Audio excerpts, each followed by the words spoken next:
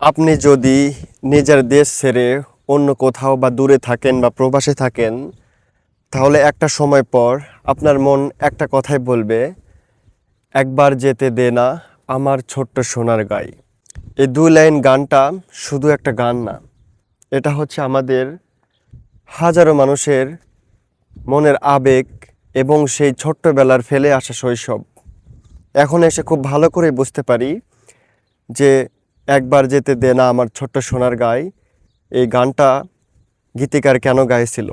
মানুষ যখন নিজের দেশ ছেড়ে দূরে কোথাও বা প্রবাসে থাকে, তখন তার কাছে সব কিছু থাকলেও সে একটা সময় একটা জিনিস খুব বেশি মিস করে, সেই তার নিজের গ্রাম এবং ফেলে আসা শৈশব।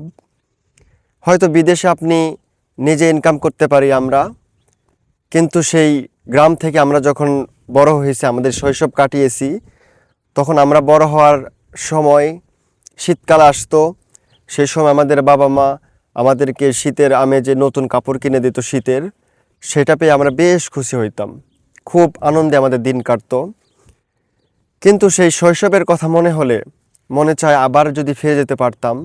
সেজন্য হয়তো গীতিকার এই গানটা লিখেছে, একবার যেতে দে না আমার ছোট্ট সোনার গাঁয়ে। হঠাৎ করে দেশের জন্য খুব বেশি মন খারাপ হলে তখন আমি এই গানটা শুনি। হয়তো আমার মতো কত প্রবাসী এরকম নিজের সোনার গাঁয়ে যাওয়ার জন্য প্রতিনিয়ত আফসোস করতেছে, নিজের সে ফেলে আসা শৈশব, শৈশবের বন্ধু, আরও কত কিছু, বন্ধুদের সাথে খেলা এবং সরষার জমির উপর দিয়ে ঘুরে বেড়ানো এবং সুন্দর আবহাওয়া।